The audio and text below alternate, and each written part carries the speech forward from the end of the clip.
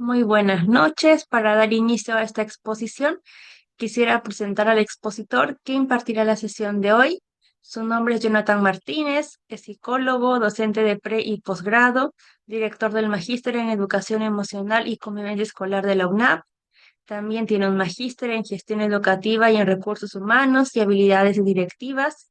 Es doctor en Psicología Clínica y de la Salud, posgrado en Trastornos de la Personalidad, Perspectivas Actuales de la PUC, certificado en enseñanza superior y en estrategias de enseñanza digital, además de ser director ya de varios diplomados de terapia cognitivo-conductual en ADIPA. Dicho esto, le damos el paso a Jonathan para que inicie con su presentación. Muchas gracias. Gracias por la presentación. Espero que se encuentren todos muy bien. Hace mucho frío en Chile, por si acaso. No sé dónde están ustedes. Yo estoy en Viña, en Reñaca, vivo. Así que estamos aquí cerquita del mar y con mucho frío. Bien. Bueno, el día de hoy vamos a hacer una conferencia, ¿verdad? En razón un poquito de hablar de lo que es la terapia cognitiva conductual, ¿verdad? Y cómo, de alguna u otra forma, la terapia cognitiva conductual nos ayuda, por sobre todo, ojo, en trabajar en poblaciones adultas, ¿ya? Yo creo que es una buena estrategia, finalmente, que un poquito ayuda a que podamos hacer intervenciones evidentemente basadas en evidencia, por cierto, y por sobre todo, a mi juicio, en un periodo corto de tiempo, ¿ya? Eso sí, ojo, también hay que tener en cuenta de que no existan muchas comorbilidades, por cierto, ¿ya? Si tenemos un trastorno depresivo, un trastorno del estado de ánimo, ¿verdad? Un trastorno ansioso, probablemente no es tan difícil de tratar, ¿verdad? Pero cuando tenemos un trastorno de personalidad con muchas comorbilidades o un trastorno bipolar, claro, ahí la cosa se puede, es un poquito más distinta, ¿ya? Bien, algunos temas que son importantes el día de hoy. Entendemos de que en la actualidad de verdad que estamos en una pandemia de la salud mental. La pandemia del COVID-19 nos dejó grandes repercusiones, ¿verdad? En lo que es la salud mental, y nosotros vemos efectivamente que hay distintos trastornos que han aumentado, duplicado y triplicado inclusive obviamente su prevalencia, ¿ya? De hecho, por ejemplo, el trastorno de ansiedad en la actualidad es uno de los que más encabeza las prevalencias, por sobre, ojo, de lo que uno quisiera, ¿ya? Antes de pandemia, por ejemplo, uno veía indicadores de problemas de salud mental en un 13% más o menos de la población, eso era un poco 12 ya, inclusive menos, 9 8%, dependiendo del país. Ojo, yo sé que aquí hay colegas mexicanos, colombianos, peruanos, chilenos, dependiendo un poquito del país. Sin embargo, las prevalencias no eran tan exacerbadas, ¿ya? Ahora bien, esto ha tenido una explosión, honestamente, ¿eh? Y lo que vemos cada vez más es pacientes cada vez más complejos, ¿ya? Y con una multiplicidad de necesidades muchas veces, ¿ya? Por lo tanto, ahí cobra especialmente un poquito los tratamientos que vamos a desarrollar, ¿ya? De alguna otra forma, como les puse acá, los que tienen mayor prevalencia son los trastornos depresivos y ansiosos, y eso es interesante porque, en definitiva, estamos viendo que a nivel mundial, por ejemplo, la depresión y la ansiedad son los que tienen mayor, obviamente, presentación, ¿ya? Y eso también es importante porque muchas veces es difícil encontrar una depresión sola sin ansiedad o encontrar una ansiedad sola sin depresión, ¿ya? Por lo tanto, como terapeutas, efectivamente tenemos que estar preparados, ¿verdad? Para poder hacer frente a las situaciones que vamos a tener con nuestros pacientes, ¿ya? Ahora bien, y creo que es importante esto, hay otros trastornos que han ido aumentando, por cierto, como los trastornos de estrés postraumático, por ejemplo, las fobias, por ejemplo, entre otras cosas, ¿ya? Lo más importante que hay que entender de que muchos de estos trastornos, y esto es importante, van a aparecer en la adolescencia, ¿ya? Y van a explotar en la adultez, ¿ya? Probablemente por ejemplo, pueden aparecer ahí, acá en Chile hablamos de tercero medio, cuarto medio, donde aparece la mayor cantidad de descompensaciones, a veces hacen una remisión y después en la adultez vuelven a aparecer en periodos críticos, en el último año de la universidad, en el tercer año de la universidad, por ejemplo, o cuando empiezan a buscar trabajo, o cuando ya están trabajando están sobreestresados. Entonces, de nuevo, vuelven a aparecer estos trastornos y la idea de la terapia cognitivo-conductual es poder efectivamente otorgar herramientas a los pacientes para que puedan efectivamente no volver a terapia. Esa es la idea, por si acaso, ¿ya? Si bien, ojo, muchas veces la terapia cognitivo-conductual se ha establecido como una terapia estructurada, ¿verdad? A veces, como les decía anteriormente, hay casos que son relativamente mucho más complejos, ¿ya? En América Latina, por ejemplo, vemos que la prevalencia de los trastornos mentales en la última medición más global, vemos que tenemos una carga entre el 15 y el 20% de la población padece de algún problema de salud mental, que, ojo, no dista mucho lo que sucede en Europa, porque uno mucho diría, ¿sabes qué? Esto puede ser de que somos un país subdesarrollado, por ejemplo, estamos en vía del desarrollo, y no es así, por si acaso. De hecho, hay investigaciones bien interesantes, por ejemplo, en Estados Unidos, las poblaciones que tienen mejor, inclusive, desarrollo socioeconómico presentan mayor prevalencia de ciertos trastornos, como por ejemplo las crisis de pánico, por ejemplo, o el trastorno de ansiedad generalizada. Entonces, si bien podríamos echarle la culpa al nivel socioeconómico, eso no es así finalmente, ¿ya?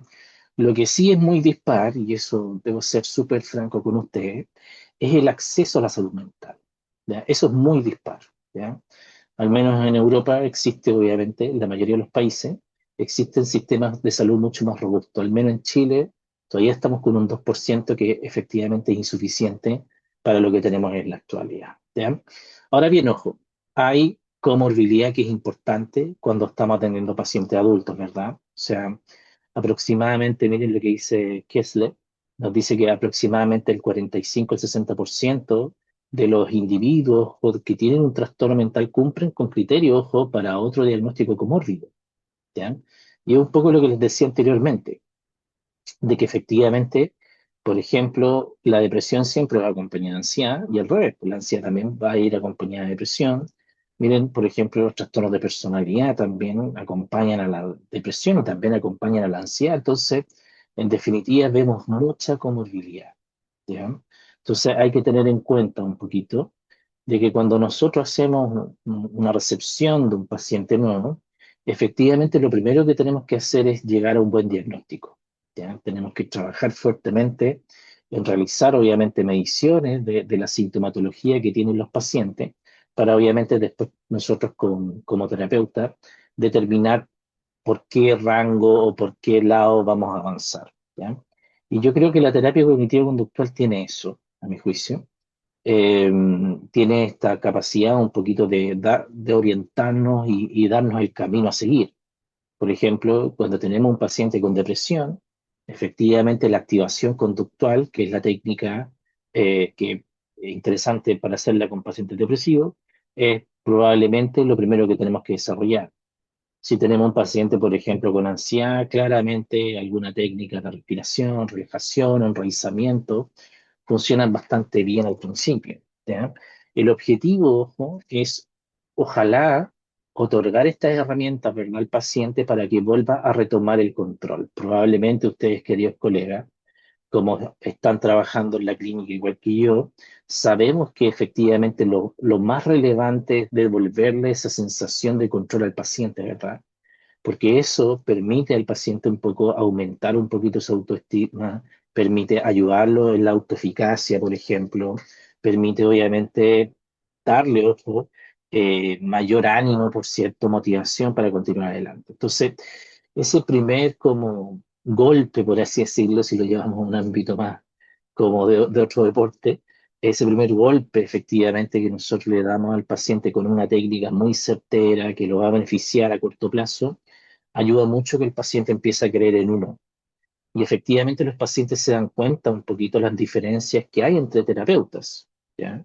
De hecho, siempre recibo como retroalimentación por parte de los pacientes, como, oye, me gustó la sesión, fue súper rápida, me diste varios tips rápidos, por ejemplo, que no sucede con otras orientaciones, por si acaso, pero no quiere decir que otras orientaciones sean más mejores o menos mejores, por si acaso, sino que son formas distintas de trabajar, ¿ya? Entonces, nosotros sabemos que esto ha sido complejo, ¿verdad? Nosotros tenemos varias investigaciones, ¿verdad? Que vemos estas grandes prevalencias de ansiedad, depresión, trastorno del sueño, por ejemplo, ojo con los adolescentes y los adultos también, que están teniendo graves problemas para la higiene del sueño. Y no solamente con el conciliar el sueño, sino que la mantención del sueño. Vemos muchos pacientes que consultan por aquella situación. Entonces, hay que tener en cuenta que la pandemia nos llevó a tener un duelo complicado, hubieron muchas pérdidas, por ejemplo, esto fue un duelo a nivel mundial, por si acaso, ¿ya? Hay, ojo, y a mi juicio, en la actualidad hay una hipervigilancia respecto a la salud física, miedo a las nuevas variantes, ¿verdad? Eh, que en definitiva muchas veces ha evolucionado a la hipocondría, ¿verdad? Cuando nosotros vemos que nuevamente apareció un virus nuevo en China, chuta, o en otra parte del mundo, ya tenemos ya lo peor, ¿ya? Y también hay un tema que a mi juicio es interesante, este síndrome de aislamiento social, que un poquito lo que hemos visto es que algunas poblaciones, por ejemplo, adultos mayores, adolescentes, por ejemplo, presentan conductas evitativas, ¿ya? Y muchos de los niños también hemos visto que han tenido una pérdida de habilidades sociales muy importante y por lo mismo, ojo, en la actualidad en los colegios, al menos pasa en Chile, probablemente en otros lugares también, vemos una gran cantidad de regulación emocional, ¿eh? Que antes, por ejemplo, nosotros no veíamos, ¿ya? Y también este es un impacto que no me gustaría dejar de lado, que es el tema del impacto de la tecnología en la actualidad. Nosotros vemos efectivamente que no solamente los niños y adolescentes están viviendo con estos impactos, ojo, los adultos también, muchos están viviendo por los likes, ¿verdad? Muchos tienen esa comparación social, ¿verdad? En donde ven vidas que son idealizadas, por ejemplo, no sé si yo me comparo con, no sé, con Messi o con, claro, Cristiano Ronaldo, probablemente, claro, mi vida es un desastre, o sea, soy pobre. Entonces eso genera mucha comparación y eso puede llevar efectivamente en la presentación de sintomatología ansiosa y depresiva, ¿ya? Y hay también otros fenómenos nuevos que, de nuevo, insisto, si bien un poquito se empezaron a investigar en estudiantes universitarios, que son un poquito siempre los que son más fáciles de estudiar, pero hemos visto que esto se ha transversalizado, como por ejemplo el FOMO, el miedo, por ejemplo, a no poder estar presente en las redes sociales, por ejemplo. Debo confesarles, queridos colegas, y no sé si a ustedes les pasa, que a mí también me pasa, o sea, ¿para qué les voy a mentir? O sea, no por estar en las redes sociales, pero sí, por ejemplo, si un día se me llegase a quedar el celular en la casa, que no pasa nunca, por si acaso, probablemente me devolvería, porque ya estar con el WhatsApp es, es como pan de cada día. Entonces, antes no, probablemente podría vivir sin el celular, ahora es más difícil. Y probablemente, no sé si les pasa a ustedes, pero siempre que hago la encuesta, eh, siempre pasa lo mismo. O sea, probablemente algunos de ustedes, no quiero decir todo, pero la mayoría probablemente lo último que ve en el día es el celular y lo primero que ven en el día también es el celular. ¿Para qué estamos con cosas? ¿Ya? Yo soy así también, lo veo. De hecho, he estado pensando en comprarme uno de esos, ¿cómo se llama? Relojes, despertadores antiguos, esos que es sin celular, porque efectivamente esto genera muchos daños, ¿ya? Y por supuesto, obviamente esto genera también problemas en la autoestima y en la validación. O sea, imagínense ustedes suben una foto y nadie les da un like, por ejemplo, si es que realmente le interesa, ¿ya? A otras personas no le interesa mucho, pero está bien, ¿ya? Y también, pues nosotros como adultos estamos metidos en varios problemas. En el estrés laboral, por si acaso, a mí me gusta Cristian Castro, el cantante, no sé si han visto a Cristian Castro en un video que es como medio viral, él decía, no me divirtió ser adulto, ¿ya? También hay otro muy bueno de Cristian Castro que lo tiran para la broma, pero es súper interesante. Yo te voy a enseñar a hacer nada, por ejemplo, que es algo muy profundo, por si acaso, ¿ya? Pero en definitiva, a veces a muchos de nosotros no nos gustó ser adultos y estamos muy metidos en estrés laboral, en burnout, somos muy trabajólicos y eso efectivamente daña nuestras relaciones interpersonales y muchos de nuestros pacientes adultos llegan consultando por estas situaciones, ¿ya? De hecho, probablemente hay pacientes que llegan consultando efectivamente situaciones laborales, ¿verdad? O sea, relación interpersonal en el trabajo, con los jefes que obviamente están dañando su vida personal o el mismo trabajo en sí, ¿ya? Entonces, efectivamente, estas cosas hay que tenerlas en cuenta, ¿ya? Y a mi juicio, este es un tema importantísimo, la soledad, ¿ya? De hecho, nosotros hicimos un estudio recientemente con adolescentes y niños, ojo, no con adultos, pero con niños. Y fíjense que lo que descubrimos ahí es que el 51% de los niños chilenos se siente solo, ¿ya? A pesar de que puede estar rodeado por personas, se siente solo, ¿ya? Entonces, esto es interesante, ¿verdad? Esta paradoja que estamos viendo en la actualidad. Se supone que las redes sociales, el Internet, nos ha ayudado obviamente a estar mucho más conectados, pero a veces nos sentimos cada vez más solos, cada vez más de pronto eh, extraído, por ejemplo, de ciertas realidades, de cierto aislamiento social, de estos sentimientos de soledad. Y a veces, ojo, esto hemos visto que han tenido un aumento importante, ¿ya? A veces, claro, esta soledad nos hace pensar, o esta sensación de soledad nos hace pensar finalmente de un diagnóstico, por ejemplo, de depresión, o un trastorno depresivo persistente, ¿verdad? Sin embargo, si no está acompañado por otros síntomas, probablemente pueda ser una situación extremadamente neurótica que nosotros efectivamente tenemos que trabajar en terapia, ¿ya? Entonces también, ojo, han habido ciertos cambios culturales que nos han llevado también a aumentar la incertidumbre, ¿verdad? Estamos en esta crisis del sentido, ¿verdad? Esta crisis un poquito de tener el miedo al disfrute, por ejemplo, a de no ser perfecto, ¿verdad? Y de que obviamente el miedo a que tenemos que encajar y ser perfecto y hacerlo todo bien, eso claramente nos ha llevado a una crisis probablemente en la actualidad, como les decía anteriormente, de salud mental. Y es así, ojo, como la terapia cognitiva conductual, a mi juicio, nos va a ayudar rápidamente con nuestros pacientes, ¿ya? Nosotros sabemos, ojo, que el problema de las personas está en el pensamiento, ¿ya? Eso es muy importante tenerlo en claro, porque en definitiva va a depender un poquito desde qué orientación lo miremos, por cierto, ¿no? Porque si lo miramos desde la segunda ola, probablemente, claro, vamos a hablar de que el problema está en la interpretación, ¿verdad? Sin embargo, si lo hablamos de la tercera generación o la tercera ola, vamos a hablar que el problema finalmente está suscrito a la relación que tiene este paciente con sus pensamientos, ¿ya? Y obviamente también, ahí la tercera ola, vamos a hablar de que este paciente puede ser inflexible psicológicamente, ¿ya? Por lo tanto, hay que tener en cuenta de que la terapia cognitiva conductual nos va a ayudar un poquito a trabajar, ¿verdad? Este tipo de pensamientos en la consulta, ¿ya?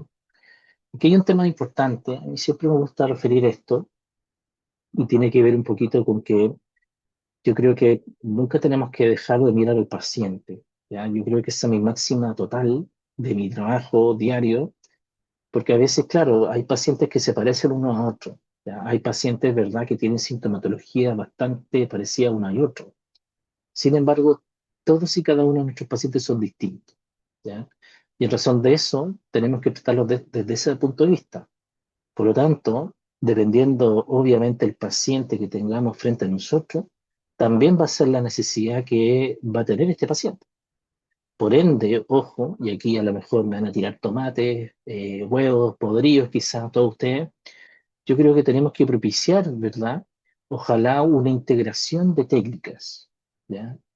Eh, yo entiendo que sí, la teoría es muy importante, por cierto, pero a veces hay personas que no sé si no tienen tantas horas de vuelo en terapia, haciendo terapia, pero que a veces se quedan en el discurso teórico, ¿ya? Y que no se pueden juntar técnicas de tercera o segunda o primera generación.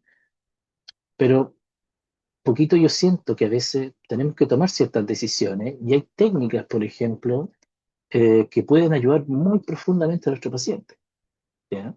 Por lo tanto, a mi juicio, como siempre digo, no hay que dejar de mirar al paciente. A veces hay pacientes que tienen mucho conocimiento a veces de terapia, ¿ya? Y es bueno a lo mejor trabajar solamente con perspectivas de tercera generación.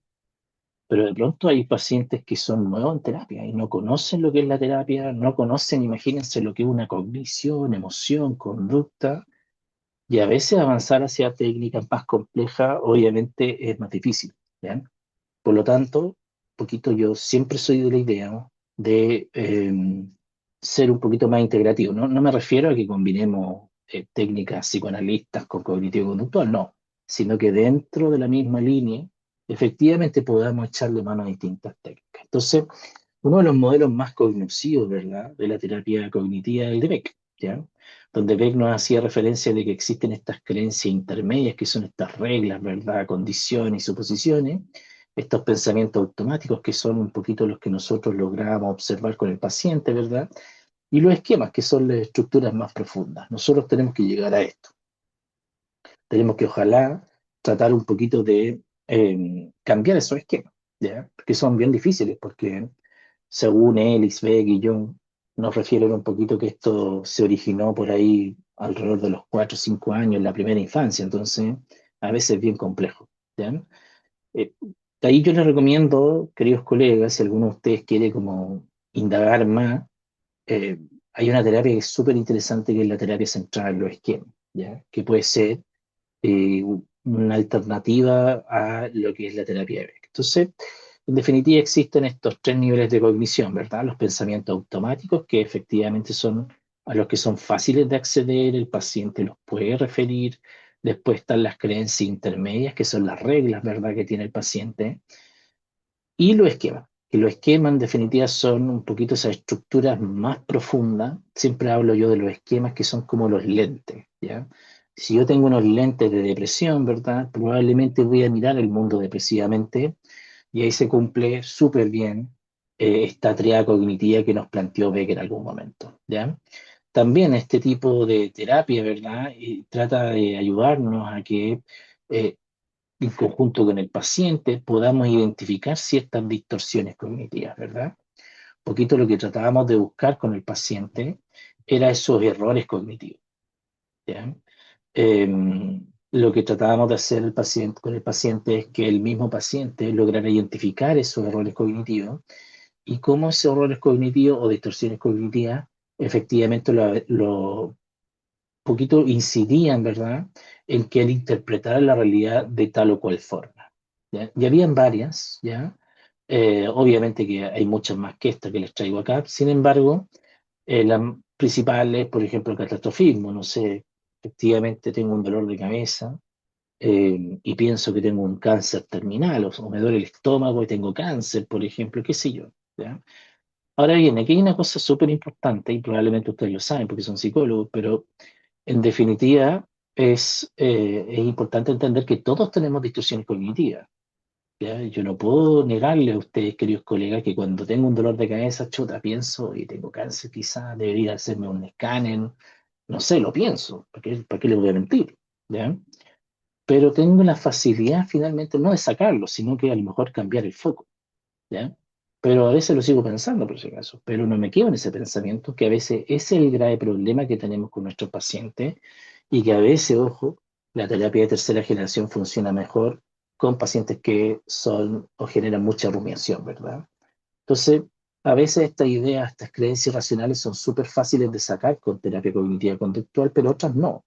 Por lo mismo, a mi juicio, tenemos que avanzar muchas veces hacia técnicas de tercera generación, ¿ya?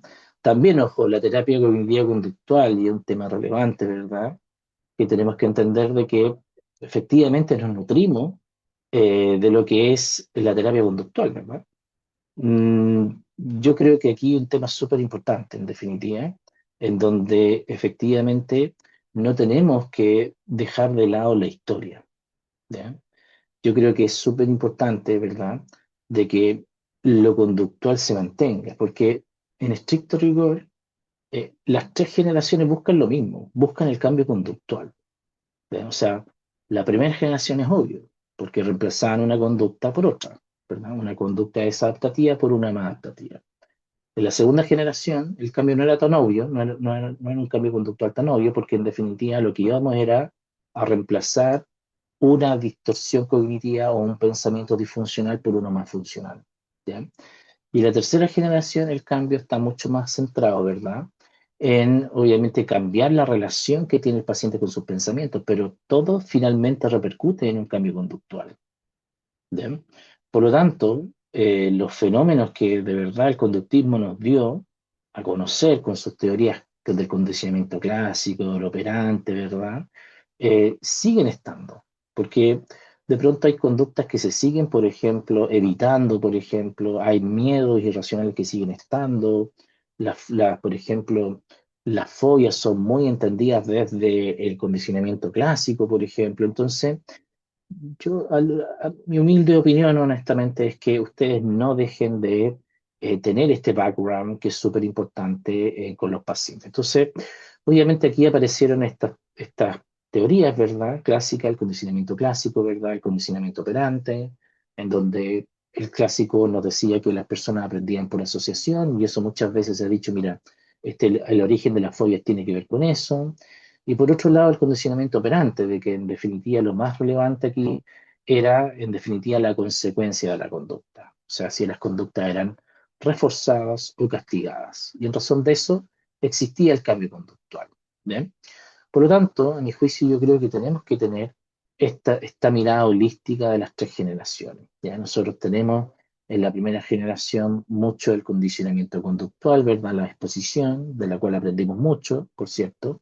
Y en la segunda generación trabajamos mucho más con técnicas que creo yo que son más sofisticadas, por cierto, reestructuración cognitiva, entre otras cosas. ¿Ya? Y la tercera generación vamos a tener distintos tipos de terapia o subterapias, por así decirlo, que nos van a mostrar distintos caminos de aproximación a los fenómenos. ¿Ya? Yo creo que aquí lo más relevante es que acá nos centramos mucho en el contenido, ¿verdad? ¿Ya? Y aquí nos centramos más en la relación. ¿Ya? La relación de los pensamientos. ¿Ya? Entonces hay que entender un poquito de que cuando aparece, por ejemplo, la terapia de aceptación y compromiso, que es una de mis terapias favoritas por si acaso, nos ayudó a entender algo que existía en los pacientes, que era este concepto de la inflexibilidad psicológica. ¿Ya? Por lo tanto, uno de los objetivos centrales, ¿verdad?, de la terapia de aceptación y compromiso es un poquito tener, obviamente, dejar entrar muchas veces esa sintomatología, sin tratar de evitarla, por cierto. Y al dejarla entrar, es muy probable que eso ayude a que los pacientes no presenten tanta ansiedad. Entonces, la terapia de aceptación y compromiso trabajó, ¿verdad?, en esta idea de que existían 6 puntos fundamentales, perdón, me pasé, 6 puntos fundamentales que teníamos que trabajar con nuestros pacientes, ¿verdad? La aceptación, ¿ya? Que la aceptación, como les dije anteriormente, implica el dejar entrar, ¿verdad? El dejar entrar esos pensamientos, ¿verdad? Sin intentar evitarlos, sin intentar cambiarlos, ¿verdad? Y la aceptación, y esto es súper importante, no es ser conformista. La aceptación no es igual a conformismo, por si acaso, sino que la aceptación es estar dispuesto a sentir. ¿Ya? Yo sé que en definitiva, si a lo mejor tengo crisis de pánico, me subo a un bus, yo sé que es probable que efectivamente a lo mejor pues me venga esa ansiedad, ¿ya? Y esa ansiedad se entiende bajo ese contexto, ¿ya? Sin embargo, esa ansiedad es muy probable que la tolero si es que efectivamente tengo muy claros mis valores y tengo acciones comprometidas al respecto. En definitiva, las personas cuando trabajan desde la AC, lo más importante es que se comprometan con sus valores en razón de acciones comprometidas, entendiendo efectivamente de que el sufrimiento es inevitable, ¿ya? Entonces también hay otros procesos que son bien interesantes, la discusión cognitiva, que ayuda mucho a los pacientes de pronto a desapegarse de sus pensamientos, que también es un objetivo interesante. El mindfulness, por si acaso, el yo como contexto también, el ser capaz de ser un observador, ¿verdad?, de los fenómenos que existen en el entorno y en mi realidad, de mi psiquis, por si acaso. Y la clarificación de los valores y las acciones comprometidas son elementos que tenemos que propiciar dentro de la terapia, ¿ya? Así como dice Hayes, el creador de la terapia de aceptación y compromiso, no existe una receta única, por si acaso, porque podríamos, por ejemplo, partir quizás con aceptación o partir con acciones comprometidas, ¿verdad? Ahí depende mucho de nosotros como terapeutas y depende mucho de lo que veamos efectivamente con nuestros pacientes. La terapia de aceptación y compromiso también tiene formas de medir la flexibilidad o la inflexibilidad psicológica que tiene el paciente, ¿ya? Por lo tanto, el objetivo de esto es propiciar la flexibilidad psicológica en nuestros pacientes porque nosotros efectivamente hemos visto de que la flexibilidad psicológica es un factor protector, ¿ya? Y está muy correlacionado negativamente con los trastornos psicológicos, ¿ya? O sea, una persona que tiene mayor flexibilidad psicológica es menos depresiva. Una persona que tiene mayor flexibilidad psicológica tiene menos ansiedad. Por lo tanto, es un fenómeno bien interesante que yo los invito a revisar. También la terapia dialéctico-conductual de la Marshall Linehan, que partió, probablemente ustedes recuerdan, con los trastornos de personalidad, ¿verdad? y que ahora, ojo, se han propagado distintos tipos de trastornos depresivos, por ejemplo, los trastornos de la conducta alimentaria también, hay muchos que están trabajando con DBT, y aquí lo más interesante que, a mi juicio, hace este tipo de terapia es un poquito los módulos que tiene bien estandarizados y que obviamente ayuda, obviamente, ese patrón de conducta o esa modificación de conducta que queremos realizar con nuestros pacientes, ¿ya? Entendiendo también un poquito de que funciona bastante bien con trastornos que son absolutamente crónicos, ¿ya? La aceptación compromiso también, por si acaso, ¿ya? Y el modelo transdiagnóstico, que es un poco lo que está en la actualidad, ¿ya? Que un poquito está esa idea, ¿verdad? De que hay ciertos procesos que en común tienen, por ejemplo, distintos trastornos. Por ejemplo, está la teoría transdiagnóstica, por ejemplo, los trastornos de la conducta alimentaria, por ejemplo, de Feyerabend, que nos dice que los trastornos de la conducta alimentaria tienen un único patrón. Y es súper interesante entender ese patrón. Porque muchas veces ese patrón, ¿verdad? De conducta o de cúmulo de conducta, ¿verdad? Hacen de que el paciente poco lleve a perpetuar este trastorno. Entonces, aquí hay varias cosas bien interesantes que se trabajan, por ejemplo, la rumiación y la inflexibilidad, lo que hace la terapia metacognitiva, la habitación experiencial, ¿verdad? Lo que hace la terapia aceptación y compromiso, y también, por supuesto, la de regulación emocional que hace la terapia la DBT, ¿verdad? La dialéctica conductual. Entonces, ¿qué es lo interesante de este modelo? De que efectivamente podemos tratar o entender, más bien dicho, las patologías de una misma forma y por lo tanto el tratamiento tiende a ser relativamente parecido en los trastornos, ¿ya? Entonces, ojo, hay más procesos transdiagnósticos, por ejemplo, el déficit de las habilidades sociales tiende a ser el mismo, el procesamiento de amenazas cercadas, por ejemplo, la vergüenza y la baja autoestima tienen un poquito los mismos recursos, o sea, los mismos problemas o los mismos entendimientos, la misma teología inclusive en algunos casos, lo cual nos puede ayudar a entender de qué forma podemos trabajar más rápidamente con nuestros pacientes, ¿ya? Entonces es importante tener en cuenta de que hay un elemento que es central en la TCC, que nosotros efectivamente vamos a trabajar con evidencia científica, ¿ya? Nosotros siempre vamos a tomar decisiones basadas en evidencia y nuestra primera evidencia con nuestros pacientes va a ser el diagnóstico, ¿ya? El diagnóstico cobra especial relevancia en la TCC porque efectivamente nosotros hacemos una medición al inicio del tratamiento. Después, obviamente, hacemos todo lo demás, la psicoeducación, ejercicios terapéuticos y todo lo demás. Después, la aplicación de las técnicas y finalmente vamos a volver a medir, ¿ya? Es súper importante ese elemento porque en estricto rigor, cuando nosotros medimos nuestras intervenciones, podemos efectivamente referir de que existe un cambio, ¿ya? Que existe, ojo, un cambio conductual visible y un cambio obviamente medible, ¿ya? Cuando nuestro paciente llega, no sé, con 35 de depresión en el BDI y se está yendo con 8 de depresión en el BDI, efectivamente hay un cambio conductual o hay un cambio en este tipo de pacientes, ¿ya? Por lo tanto, aquí hay que tener en cuenta de que nosotros seguimos trabajando, ojalá, lo más científicamente posible, ¿ya? Y ojo que es interesante esto, porque en estricto rigor vemos que muchos metaanálisis consignan, ojo, la terapia cognitiva conductual como una de las más eficaces, ¿ya? Ahora bien, esto bajo ningún motivo quiero decir, obviamente, que es la mejor del universo y todo lo demás, no, porque en estricto rigor muchos de los cambios, ojo, están bien relacionados, inclusive más que con la técnica, que con la relación terapéutica, por si acaso, ¿ya? Entonces, ahí hay un tema fundamental, que yo creo que también la terapia cognitivo-conductual ha tenido una evolución bien interesante, sobre todo con las terapias de tercera generación. Y a mí me gusta mucho más, esto con mucho respeto por si acaso, me gusta mucho más la conceptualización de terapeuta que existe en la tercera generación más que en la segunda generación, ¿ya? Porque la segunda generación éramos como casi un carabinero, un policía, que le decíamos al paciente, ¿verdad?, lo que tenía que pensar prácticamente, o que no estaba correcto como lo estaba pensando.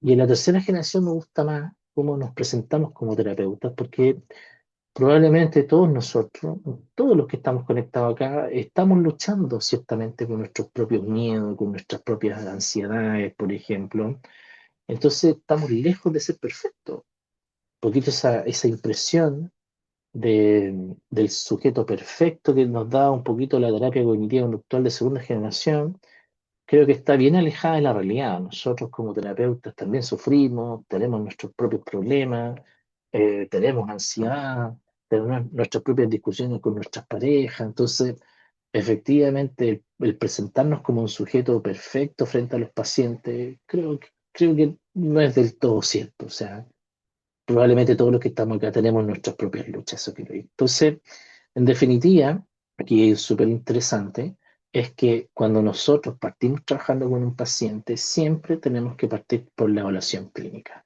¿Ya? Aquí un poquito cómo podemos hacer esta primera entrevista, ¿verdad? Apertura, ¿verdad? La presentación formal, después el problema actual, después la historia del problema. Yo muchas veces acá generalmente hago una biografía, ocupo el famoso genograma, por si acaso, que es muy bueno. O sea, es viejito el genograma, pero súper bueno para poder tener la ficha clínica lo más completamente posible del paciente. Y a veces, queridos colegas, bueno, yo sé que estamos en confianza, está nuestro psicólogo, a veces el genograma, obtener algo visual rápido, nos ayuda a recordar rápidamente el caso, ¿ya? Porque a veces, claro, efectivamente tenemos casos relativamente parecidos, por ejemplo, o tenemos, por ejemplo, muchos casos, entonces, claro, a veces se nos puede ir algo y eso no nos puede pasar. O sea, no puede pasar de que estemos confundiendo al paciente, no nos puede pasar, por ejemplo, de que a lo mejor estén hablando de una persona que no existe en esta relación interpersonal del paciente. O sea, sería un caos que el paciente no se sintiera especial por culpa de nosotros. ¿Bien? Entonces yo creo que es interesante esto. Importante, por ejemplo, siempre hacer, ojalá, un análisis más importante de los episodios, por ejemplo, que ha tenido el paciente, si viene por depresión, por ejemplo. También lograr entender un poquito cuáles son los factores que lo traen a la consulta, qué factores lo mantienen con el problema. Y este es un tema importantísimo, ¿ya? Que a veces se nos va, eh, porque a veces, claro, nos centramos en la clásica situación que llevó al paciente a tener esto. Y que, ojo, es válido por si acaso. Sin embargo, nunca olvidemos de que de pronto pueden haber situaciones que mantienen el problema.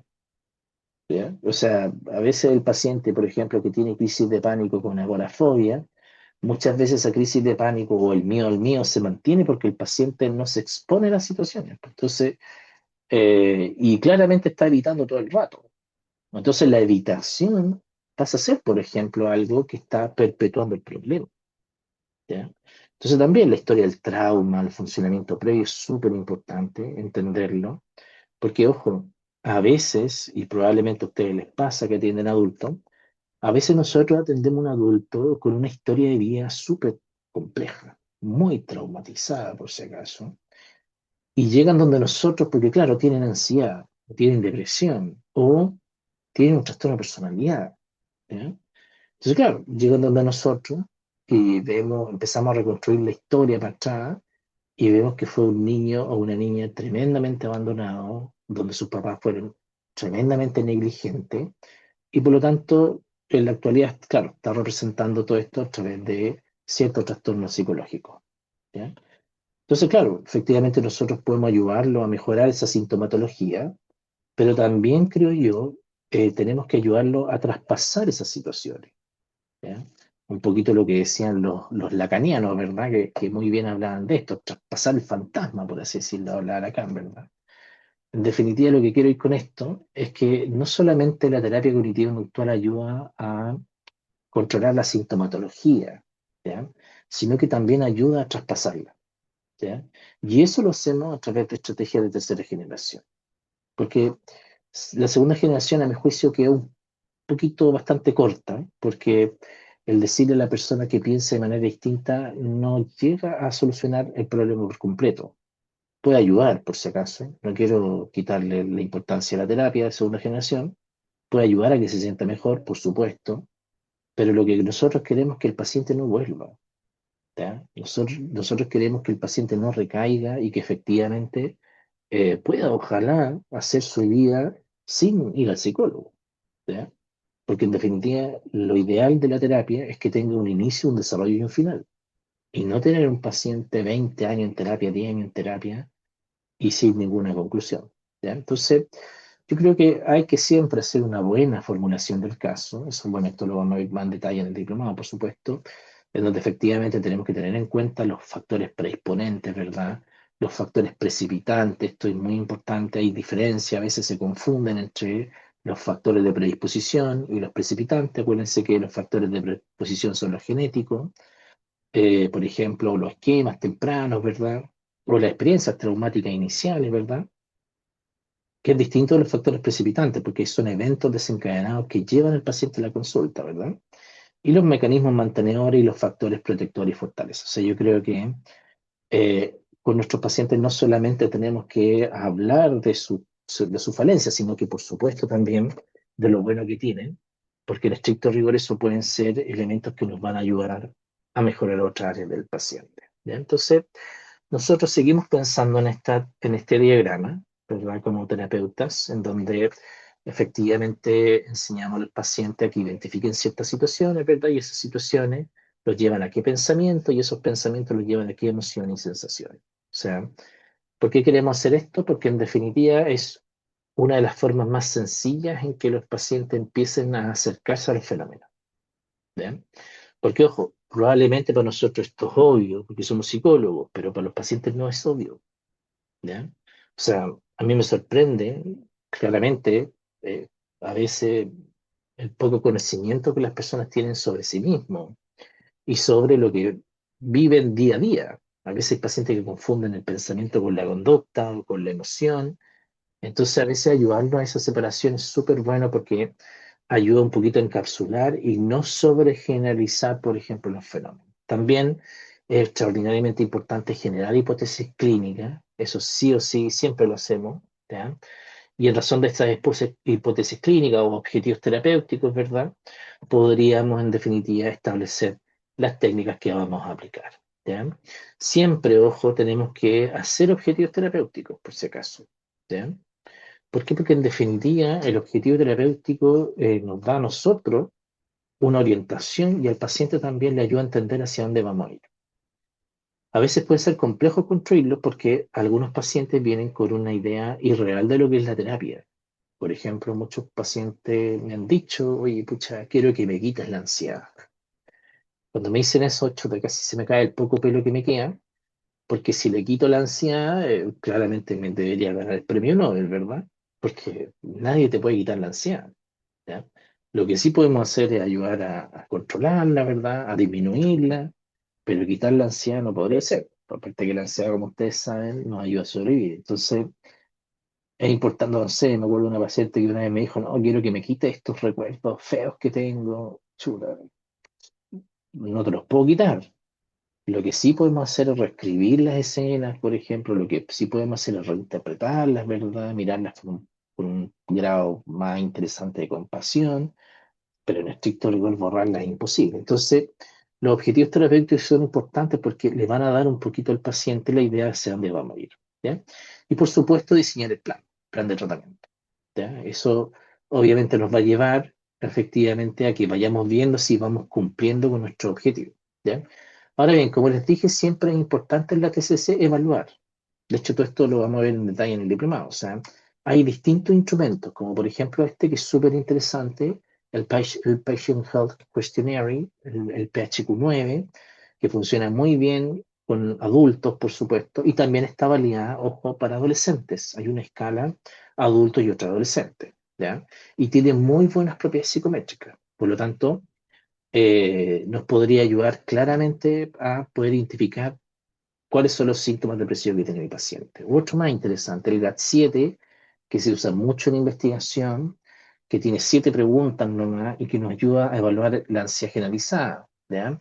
También este es mi favorito, para que les voy a mentir, este es probablemente el que más siempre recomiendo, el DAS-21, porque mide depresión, ansiedad y estrés en 21 preguntas, súper bien, y, ojo, también nos permite tomar ciertas decisiones, porque miren, efectivamente nos ayuda con estas, pucha, 7 preguntitas por depresión, 7 preguntas por ansiedad y 7 preguntas por estrés, determinar finalmente un poquito el grado que tiene este paciente de depresión, ansiedad y estrés, por ejemplo, ¿ya? El VEC clásico, el VEC Depression Inventory, también probablemente uno de mis favoritos porque tiene mucha sintomatología distinta. Es más largo, sí, que otros, pero honestamente yo le veo muchas ventajas a este porque tiene mucha sintomatología que va desde ideación suicida hasta tristeza, hasta desesperanza. Entonces, mide muchos síntomas que nos pueden ayudar un poquito a después determinar estos objetivos terapéuticos. El BAI, también que es la versión de ansiedad de Beck, también muy interesante porque hace muy bien la diferenciación entre eh, la ansiedad somática y la ansiedad psicológica. ¿Ya? Y creo que eso también nos permite tomar decisiones. O sea, si yo veo que mi paciente está con mucha ansiedad somática, entonces parto con una técnica de relajación. Si veo que mi paciente está con mucha ansiedad psicológica, bueno, parto con una técnica de enraizamiento. O sea, si se fijan, como les digo, la terapia cognitiva conductual nos demuestra el camino muchas veces. Entonces hay muchas distintas comparaciones. Hay algunos que son a pago, sí, otros que son gratuitos, ¿verdad? Pero siempre uno puede hacer algo ahí medio trucho para conseguir la versión, ¿ya?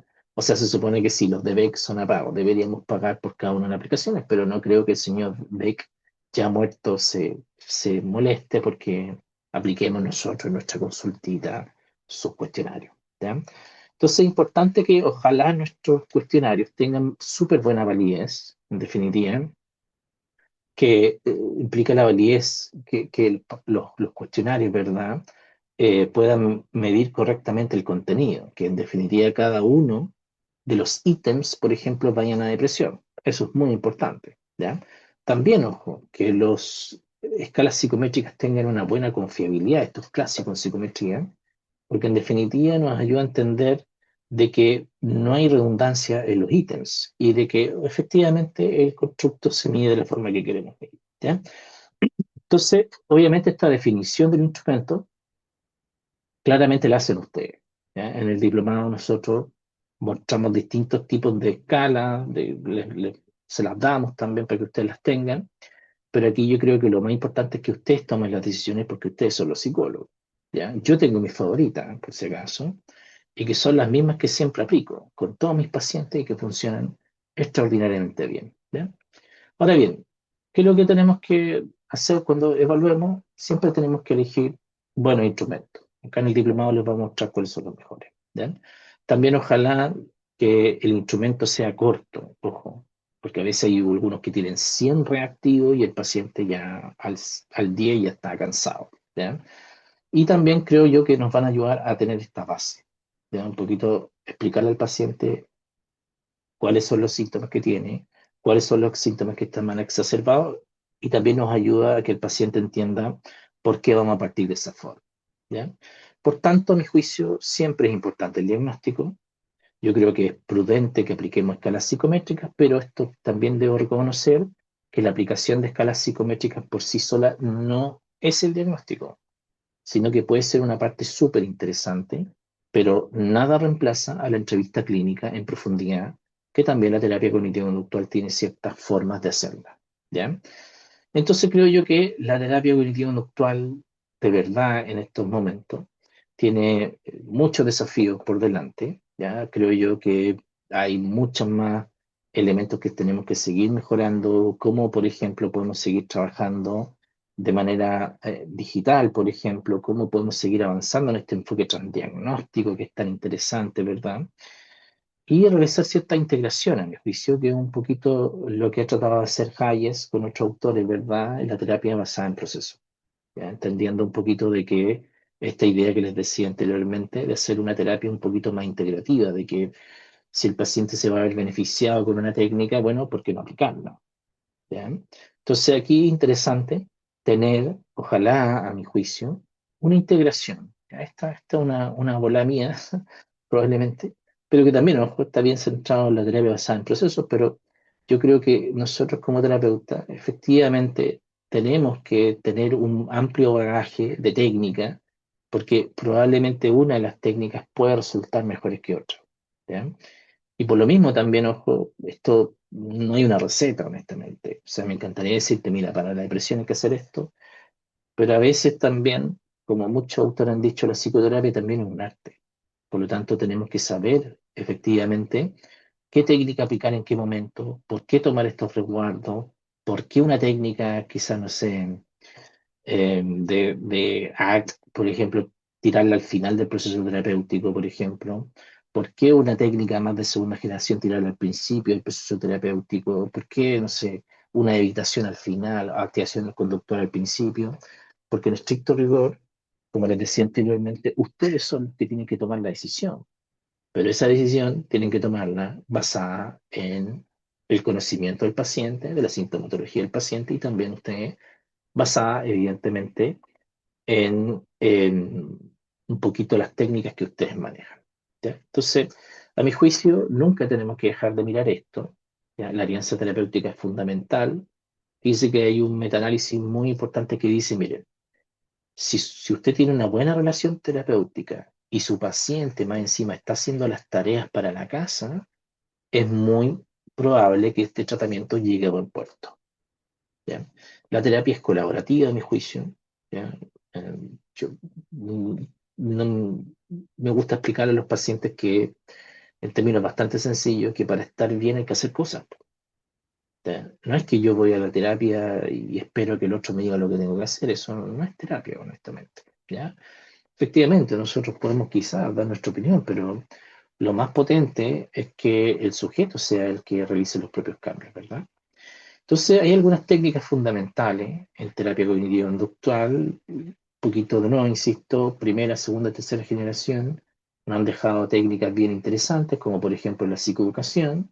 Y siempre digo esto, nadie puede luchar contra aquello que no conoce, ¿ya? Porque en definitiva, la psicoeducación, como les puse acá, actúa como un puente. Eso es muy importante. O sea, porque un poquito lo que hace es integrar estos modelos teóricos con la realidad del paciente. O sea, cuando nosotros, por ejemplo, le decimos al paciente la hipótesis diagnóstica, por dónde va lo que tiene, por ejemplo, al paciente muchas veces le hace mucho sentido, por si acaso, ¿ya? Y eso, ojo, ayuda a que el paciente pueda empezar a entender lo que tiene. O sea, como les digo, nadie puede luchar contra aquello que no conoce. Y la psicoeducación es fundamental, ¿ya? Nosotros, terapeutas cognitivos conductuales, no nos saltamos a este punto, ¿ya?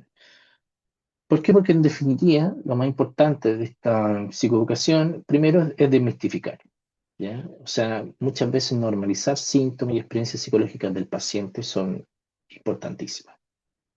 Siempre lo comento en términos positivos, por si acaso. Siempre le digo a mis pacientes, mira, qué buena noticia que ya sabemos lo que tienes, porque si ya sabemos lo que tienes, vamos a poder trabajar bastante mejor. También, ojo, en la esperanza y el agenciamiento, ¿verdad? Un poquito esa idea de que el paciente se dé cuenta que en psicopatología existe un solo trastorno que probablemente no tiene muy buenos resultados en psicoterapia, pero todo el resto tiene un tratamiento, más o menos eficaz, pero hay un tratamiento. ¿Ya? Y también, a mi juicio, la psicoeducación ayuda a que entiendan los pacientes que nosotros trabajamos de manera distinta, que nosotros le vamos a dar tareas para la casa, que tenemos objetivos terapéuticos, que hacemos mediciones, que trabajamos fuerte con el diagnóstico, que le vamos a dar herramientas, le damos estrategia y que él obviamente tiene que llevarlas a cabo en su vida para obviamente pueda empezar a probar si esto obviamente funciona. ¿Bien? Entonces es importante siempre adaptar, independiente de que un paciente, ojo, o dos pacientes más bien dicho, tengan el mismo trastorno, probablemente la presentación sintomatológica es muy distinta.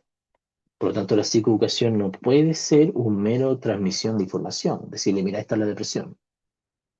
O sea, sí, le podemos decir, mira, esto es la depresión y la depresión en tu vida se ve reflejada de esta forma. ¿Ya? O sea, bajo ningún motivo podemos decir, le vamos a pasar un papel o un libro, ya léete este libro y eso es la psicoeducación. Eso no es psicoeducación, ¿ya? Sino que la psicoeducación es importante que ojalá sea una sesión donde nosotros como terapeutas expliquemos obviamente esta hipótesis diagnóstica que tenemos y cómo esa hipótesis diagnóstica finalmente se ve representada en su vida. ¿Ya? También va a ayudar a la interactividad, ¿verdad? Porque ahí el paciente puede hacer todas las preguntas que quiera. Es un elemento central esto decirle, algo que siempre le digo a mis pacientes, oye, si tienes alguna duda, pregúntame a mí. Porque si tú vas a la inteligencia artificial y preguntas, oye, ¿qué es lo que es el trastorno personal limítrofe? Probablemente, claro, te va a empezar a dar una serie de síntomas que a lo mejor probablemente no los tiene. ¿Ya? Pero ojo, la representación de lo que te pasa a ti es algo que efectivamente yo como terapeuta he observado. ¿Ya? Y por supuesto, la validación es súper importante, la reiteración, repetir un poquito esta forma de que el paciente entienda lo que nosotros queremos que entienda. Y también, ojo, interesante esto, basado en evidencia, es relevante. O sea, todos los hallazgos que nosotros hagamos efectivamente tienen que estar basados en la entrevista y en los instrumentos psicométricos que hemos obviamente desarrollado. ¿Ya? Entonces, es importante aquí, por ejemplo, en la psicoeducación, que el paciente entienda esta situación de pensamiento, emociones, conductas, ¿verdad? Súper importante, porque eso le va a ayudar un poquito a que entienda cómo se dan los fenómenos en su vida. Y no solamente lo que le aqueja a él, sino que claramente lo que pasa alrededor. ¿Ya? Y esto es importante. ¿Ya? A mi juicio, un poquito, como les decía anteriormente, que entendamos de que hay una buena noticia, ¿verdad? De que ya tenemos el diagnóstico y en razón de eso vamos a poder efectivamente saber cómo trabajar esta situación. ¿Ya? No significa para nada, y esto es muy importante, la estigmatización. ¿Ya? Sino que nosotros un poquito lo que trabajamos es que, mira, esto es lo que tenemos y estamos luchando todos en contra de esto, estamos todos luchando en contra de la depresión, estamos todos luchando en contra de la ansiedad o del trastorno de la conducta alimentaria, no estamos luchando en contra de ti, sino que estamos todos trabajando para que tú te sientas mejor. Hay varias cosas bien interesantes, por ejemplo. El uso de la metáfora es súper relevante para que los pacientes puedan entender ciertas cositas. Por ejemplo, aquí les dejo algunas. Por ejemplo, las emociones son como un termómetro muchas veces. No se trata de eliminar el termómetro, ¿verdad? Sino de aprender a leer lo que dice y responder de forma útil. O la manta gris, por ejemplo, la depresión cubre todo de gris, por ejemplo. La tarea es lentamente levantar esa manta para que vuelva a un color de la vida, por ejemplo. El reflector de atención, en depresión el reflector enfoca solo lo negativo, por ejemplo. El trabajo de ampliar el foco, ¿verdad? No solamente centrarse en lo negativo y el guardaespaldas sobre el protector, por ejemplo. Esta es súper buena para la ansiedad. La mente ve amenazas en todas partes. Y es cierto, probablemente ustedes, como son psicólogos, igual que yo, son bastante ansiosos. Entonces nosotros sí tenemos ese guardaespaldas sobreprotector. Entonces el uso de metáforas puede funcionar súper bien para que los pacientes obviamente entiendan bastante bien lo que les pasa. ¿Ya? Y también, ojo, creo que esto es prudente, no está mal decirlo, que siempre tenemos que adaptar todo lo que veamos con nuestros pacientes en razón de lo que es ese paciente. ¿Ya? O sea, su nivel cognitivo, su nivel educativo, por ejemplo, su etapa del desarrollo. Claramente, o sea, no vamos a aplicar las técnicas finalmente de la misma forma en adolescentes, en niños y en adultos. Por lo mismo, este diplomado va a estar centrado en eso. ¿Ya? Y finalmente, algunas técnicas cognitivas fundamentales. ¿Ya? Creo que yo que el registro de pensamiento automático es fundamental. A veces un poquito el escribir las cosas ayuda un poquito a explicitar, ¿verdad? Lo que el paciente está pensando, lo que el paciente está sintiendo, ¿verdad? Y puede ser un muy buen inicio. Cuando tenemos pacientes complejos, por ejemplo, partir con el registro de pensamientos puede ser algo bueno, puede ser algo útil, porque ojo, mientras vamos a lo mejor empapándonos más del caso, podemos ir avanzando al mismo tiempo con estos pensamientos o con este registro de pensamientos. También, cuando son casos también más crónicos, también creo yo importante, por ejemplo, partir trabajando con reestructuración cognitiva al principio, ¿ya? Sabiendo, ojo, y creo esto me hace muy responsable con lo que voy a decir, que probablemente la reestructuración cognitiva les va a ayudar al paciente. Sin embargo, no es la panacea con los trastornos crónicos, porque en definitiva, el paciente que tiene un trastorno crónico no puede dejar de pensar lo que está pensando, o no puede dejar de sentir lo que está sintiendo.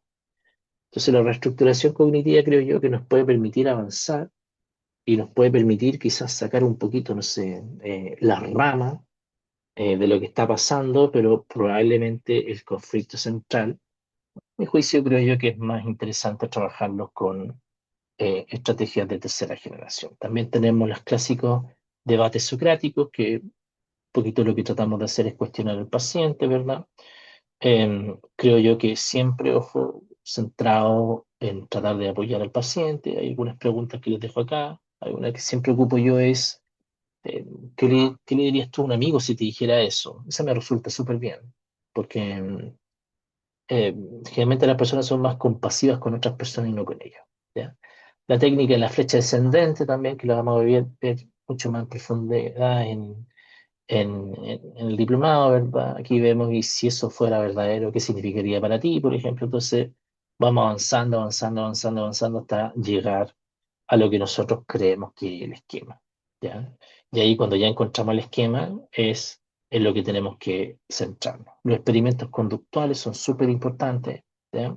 Porque en definitiva lo que tratamos de hacer con el paciente es que todo esto que pensó, que nosotros en la sesión le dijimos, mira, esto no es tan racional, efectivamente lo evidencia en la realidad.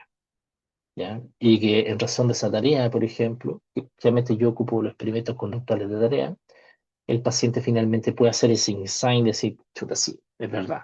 O sea, esto que pienso es irracional, o esto que pienso efectivamente no es real, o no es tan así como yo lo pensaba. ¿Ya? También trabajar con los séculos cognitivos, como les decía anteriormente, estos errores cognitivos súper relevantes.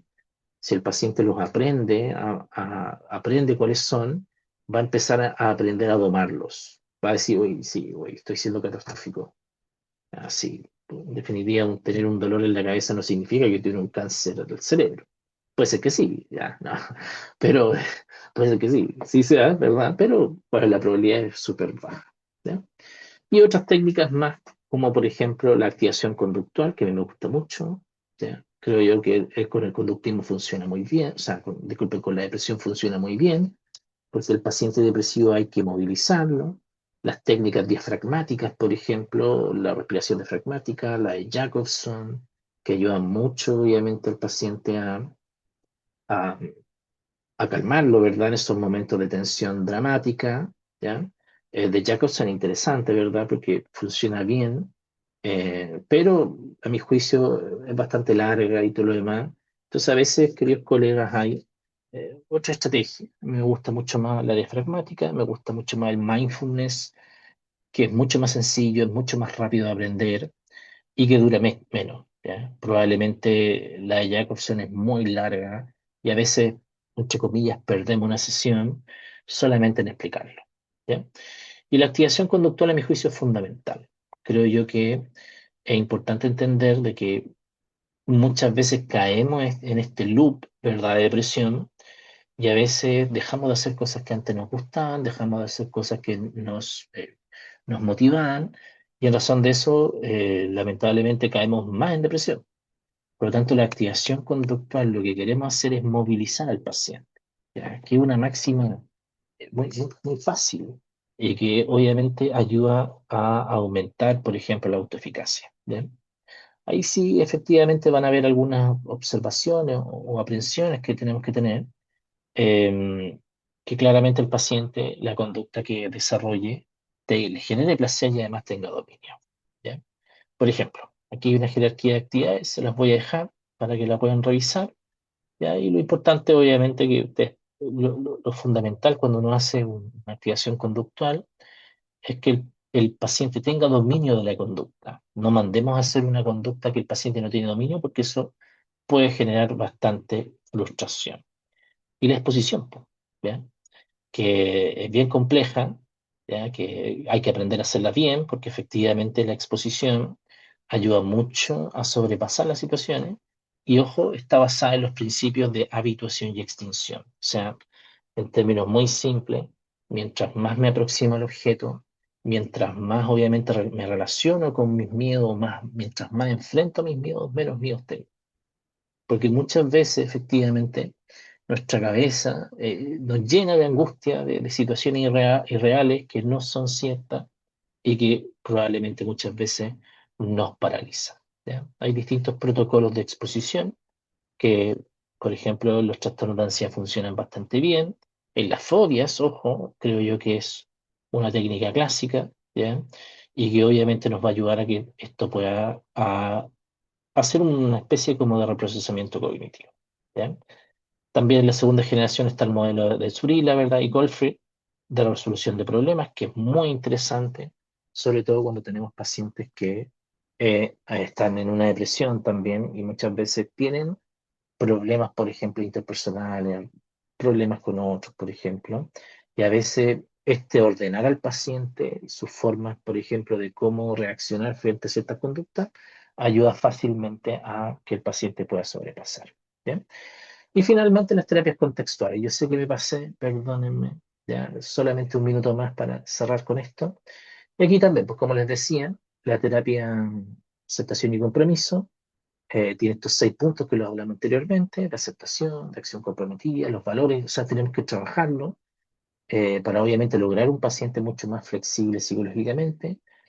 Es una terapia mucho más elegante a mi juicio, los cambios son bien profundos, son bien interesantes porque hay un insight que, que se hace no solamente, ojo, aquí nosotros no le decimos al paciente que tiene que cambiar, sino que le preguntamos si esto que está pensando, está haciendo, lo aleja o lo acerca a sus valores, o por ejemplo, lo ayudamos a fusionar cognitivamente, por ejemplo, lo ayudamos a que se desapegue de esos pensamientos, porque algunos pacientes están pegados con el pensamiento. O sea, soy depresivo, soy ansioso, entonces el paciente finalmente cree que es la patología y eso no está bien. ¿Ya? Entonces se trabaja con muchas metáforas, mucho interesante, muy interesante, muchas analogías y mucho ejercicio como práctico en la sesión. La ACT de verdad que es una herramienta bien interesante, yo los invito a que la revisen con mayor profundidad porque de verdad ayuda mucho a pacientes bien complejos. ¿Bien?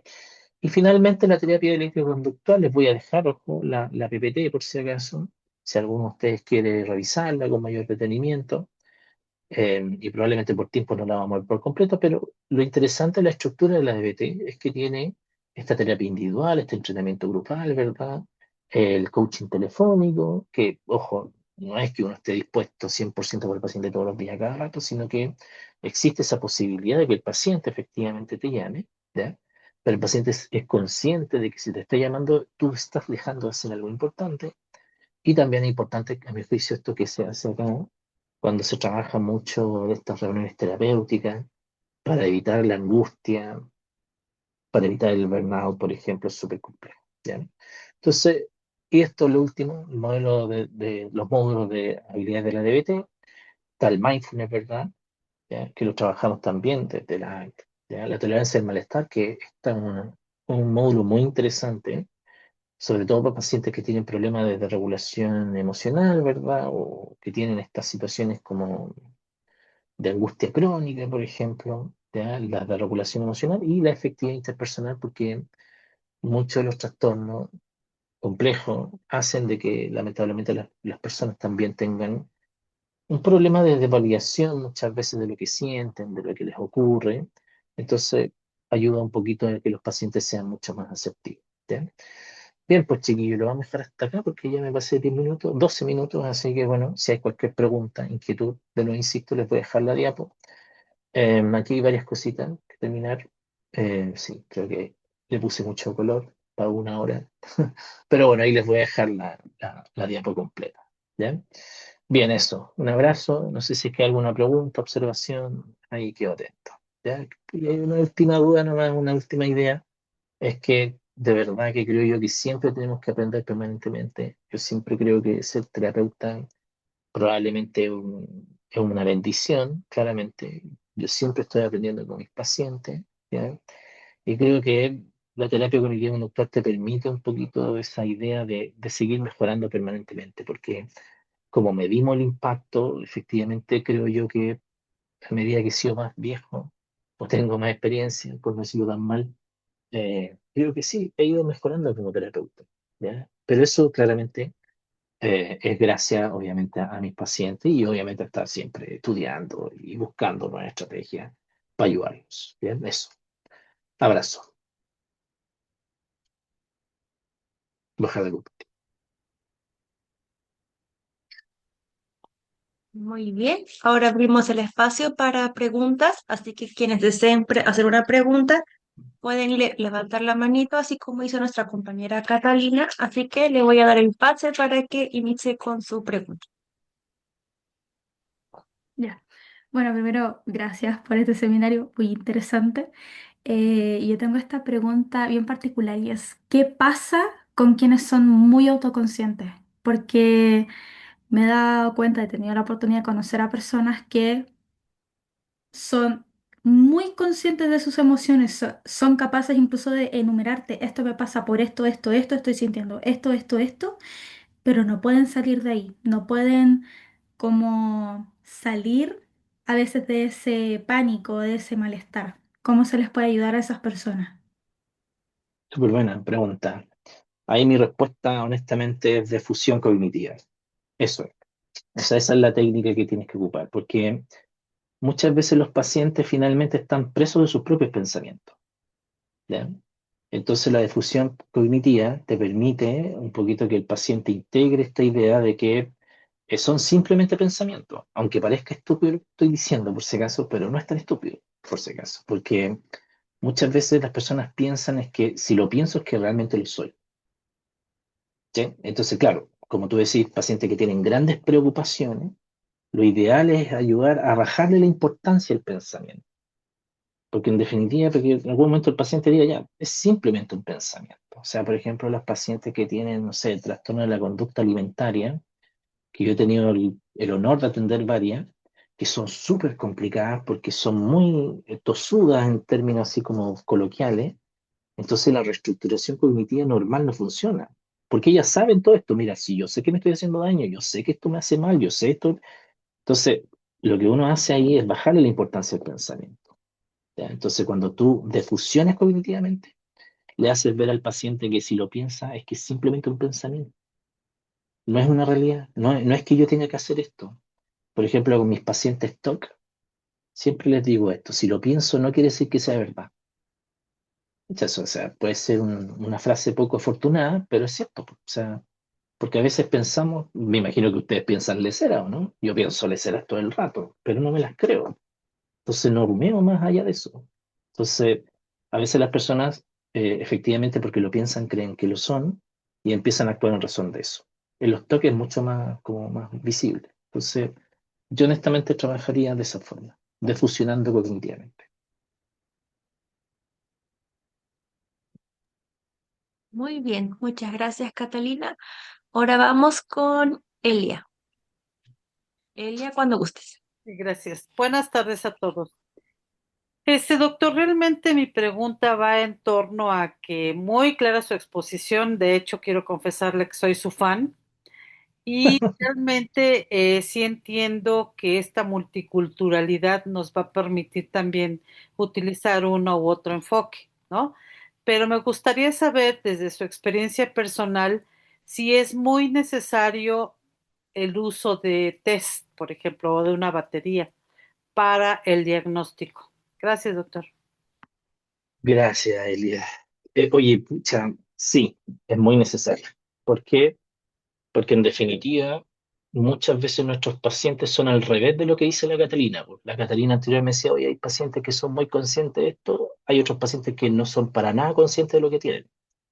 A veces yo me he tapado con pacientes que me dicen, oye, gracias al cuestionario que me mandaste, vi que, no sé, me pasaba esto, no sabía que me pasaba esto. Entonces, también nos permite, obviamente, recolectar mayor información tanto cuando hay trastorno así como cuando no hay trastorno.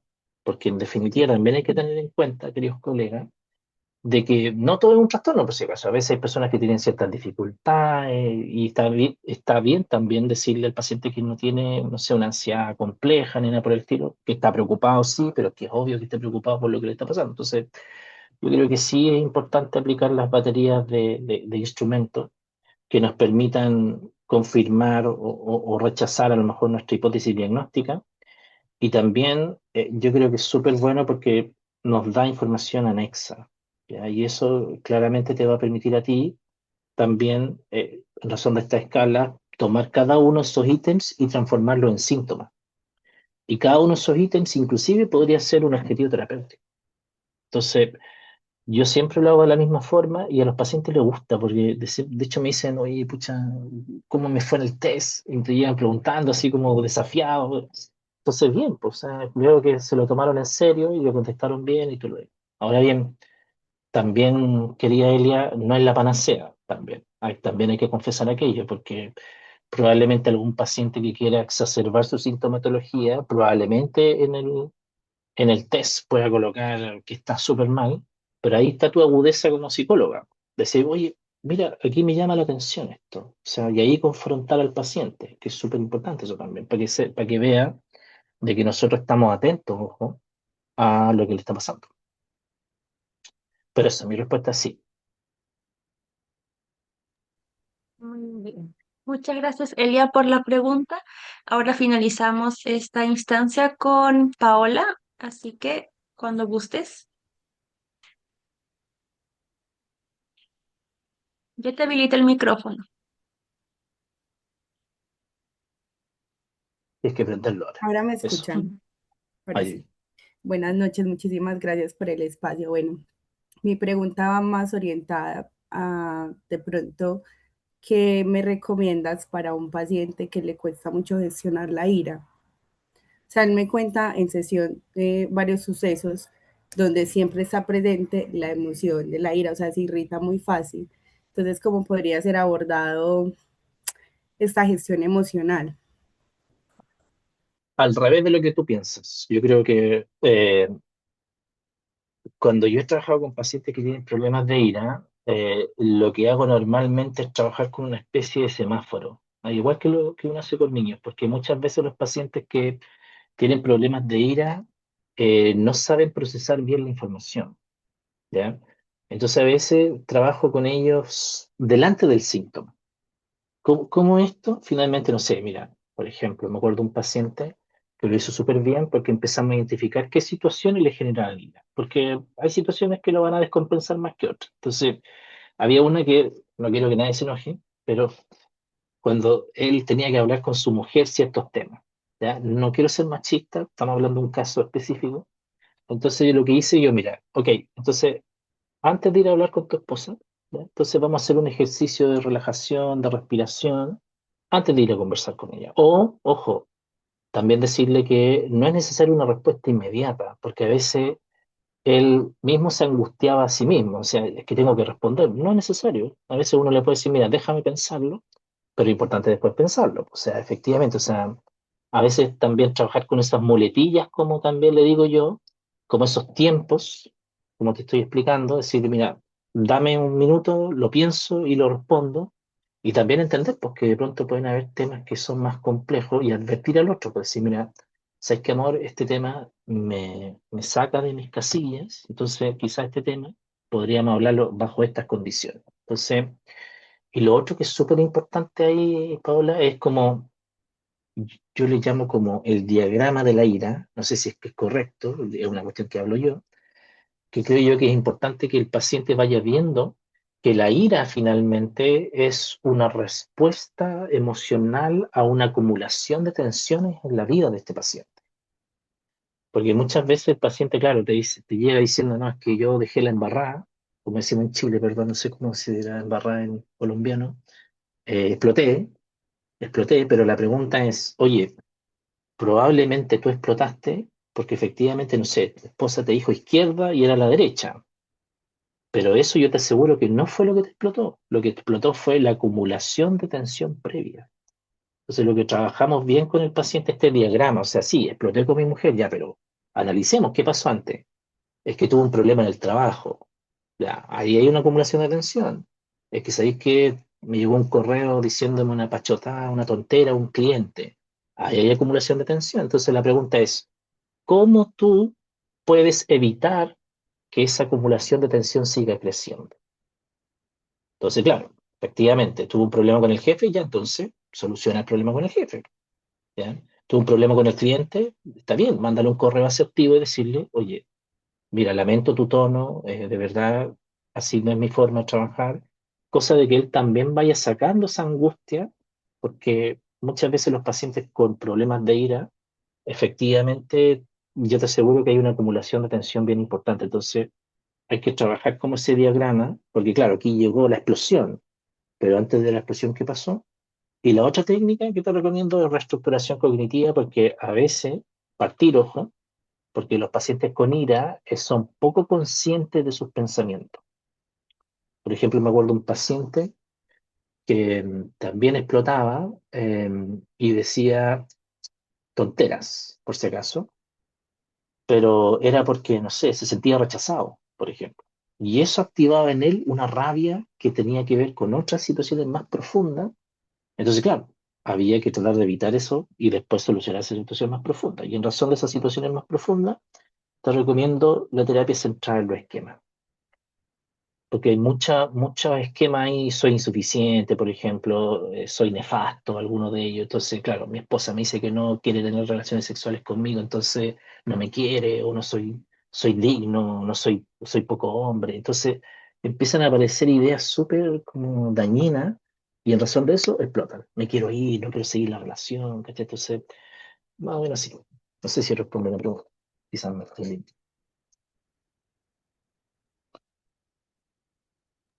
Muchas gracias, sí. de nada. Bueno, pues muchas gracias a todos por participar, por sus preguntas, han estado muy interesantes. Así que para finalizar este seminario, le invito a Jonathan a dar algunas palabras finales para dejar invitados a los participantes al diplomado que se va a realizar. Ya, muchas gracias. Oye, sí, pucha, ahí revisen el diplomado, está bien hechito. Ya no es que lo hayamos hecho nosotros, pero está bonito. Hay buenos profes, eh, profesores que trabajan en el área, que investigamos en el área, que además publicamos en el área, que trabajamos en consulta. Entonces, creo yo que es un programa que está con buenos colegas, los cuales admiro. Entonces, yo creo que van a salir súper fortalecidos, honestamente. Y siempre este diplomado ha tenido muy buenos comentarios, sobre todo porque tenemos muy buenos profesores. Y ojo, que nos centramos harto en la técnica, eso es lo importante, porque la idea es que se lleven técnica, porque muchas universidades de pronto no enseñan eso. Así que bueno, les deseo lo mejor y bueno, y sigan estudiando y claramente siempre digo esto, ser psicólogo o profesional de la salud es un honor porque ayudamos y más encima nos pagan, qué mejor. ¿Ya? Así que eso, pues, un abrazo y que gane el más mejor. Ojalá se ganen toda la beca, no se puede, pero ojalá que gane el más mejor, como dijo por allí algún futbolista chileno, que estamos de moda. ¿Bien? Eso, que esté muy bien. Buenas noches. Pásenlo bien.